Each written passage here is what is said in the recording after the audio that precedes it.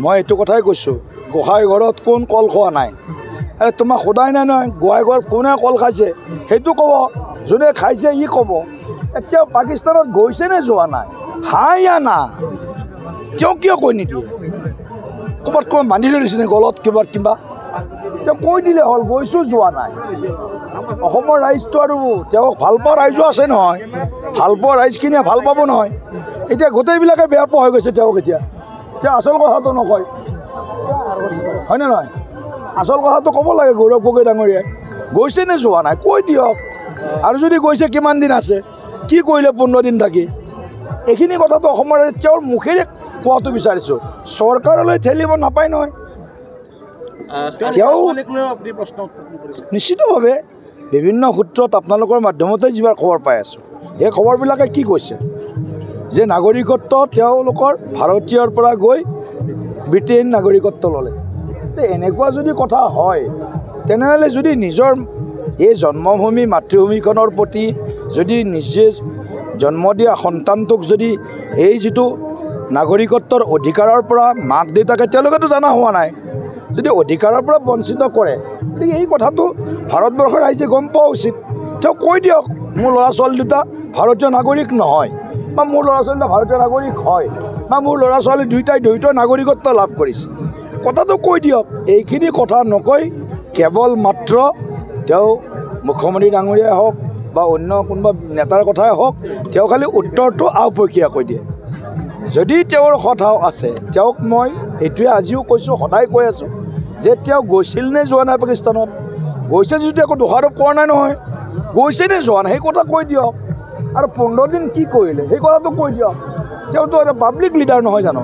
তো পাব্লিক লিডাৰৰ কথাখিনি আজি মই ৰাতিপুৱা ঘৰৰ পৰা ওলালে ক'ত যাম কি কৰিম, ক'ৰবাত নহয় ক'ৰবাত কোনোবাই গম পায়। এতিয়া 15 দিন ভাৰতবৰ্ষৰ পৰা মানুহ এটা নাইকিয়া হৈ যাব, ক'ত থাকে কি কৰে সেইখিনি কথা জনাৰ ভাৰত চৰকাৰৰ অধিকাৰ আছে নহয়, জনগণৰ অধিকাৰ আছে নহয়। তেওঁক কমচে কম কাৰো অধিকাৰ নাথাকিলেও যোৰহাট সংসদীয় সমষ্টিৰ ৰাইজৰ অধিকাৰ আছে যে মোৰ নেতাজন, আমি ভোট দিয়া নেতাজন, প্ৰতিনিধিজন আজি 15 দিন ক'ত থাকিল, জনাৰ অধিকাৰ আছে। সেইটো কথাই সুধি আছোঁ। মই এইটো কথাই কৈছোঁ, গোহাঁই ঘৰত কোন কল খোৱা নাই। তোমাক সোধাই নাই নহয় গোহাঁই ঘৰত কোনে কল খাইছে, সেইটো ক'ব। যোনে খাইছে ই ক'ব। এতিয়া পাকিস্তানত গৈছে নে যোৱা নাই, হাঁ ইয়া না, তেওঁ কিয় কৈ নিদিয়ে? ক'ৰবাত বান্ধি লৈ দিছেনে গলত কিবা তেওঁ কৈ দিলে হ'ল, গৈছোঁ যোৱা নাই। অসমৰ ৰাইজটো আৰু তেওঁক ভাল পোৱা ৰাইজো আছে নহয়, ভাল পোৱা ৰাইজখিনিয়ে ভাল পাব নহয়। এতিয়া গোটেইবিলাকে বেয়া পোৱা হৈ গৈছে তেওঁক। এতিয়া আচল কথাটো নকয়, হয়নে নহয়? আচল কথাটো ক'ব লাগে গৌৰৱ গগৈ ডাঙৰীয়াই। গৈছে নে যোৱা নাই কৈ দিয়ক। আৰু যদি গৈছে কিমান দিন আছে, কি কৰিলে 15 দিন থাকি, এইখিনি কথাটো অসমৰ তেওঁৰ মুখেৰে কোৱাটো বিচাৰিছোঁ। চৰকাৰলৈ ঠেলিব নাপায় নহয়। তেওঁ নিশ্চিতভাৱে বিভিন্ন সূত্ৰত আপোনালোকৰ মাধ্যমতে যিবিলাক খবৰ পাই আছোঁ, সেই খবৰবিলাকে কি কৈছে যে নাগৰিকত্ব তেওঁলোকৰ ভাৰতীয়ৰ পৰা গৈ ব্ৰিটেইন নাগৰিকত্ব ল'লে। এনেকুৱা যদি কথা হয়, তেনেহ'লে যদি নিজৰ এই জন্মভূমি মাতৃভূমিখনৰ প্ৰতি যদি নিজে জন্ম দিয়া সন্তানটোক যদি এই যিটো নাগৰিকত্বৰ অধিকাৰৰ পৰা মাক দেউতাকে তেওঁলোকেতো জনা হোৱা নাই, যদি অধিকাৰৰ পৰা বঞ্চিত কৰে, গতিকে এই কথাটো ভাৰতবৰ্ষৰ ৰাইজে গম পোৱা উচিত।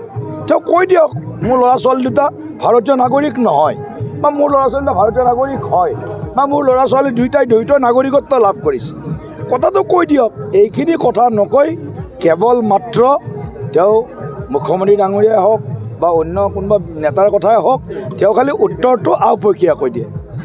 যদি তেওঁৰ কথা আছে, তেওঁক মই এইটোৱে আজিও কৈছোঁ, সদায় কৈ আছোঁ যে তেওঁ গৈছিল নে যোৱা নাই পাকিস্তানত। গৈছে যদি একো দোষাৰোপ কৰা নাই নহয়, গৈছে নে যোৱা নাই সেই কথা কৈ দিয়ক। আৰু 15 দিন কি কৰিলে সেই কথাটো কৈ দিয়ক। তেওঁতো এটা পাব্লিক লিডাৰ নহয় জানো? তো পাব্লিক লিডাৰৰ কথাখিনি আজি মই ৰাতিপুৱা ঘৰৰ পৰা ওলালে ক'ত যাম কি কৰিম, ক'ৰবাত নহয় ক'ৰবাত কোনোবাই গম পায়।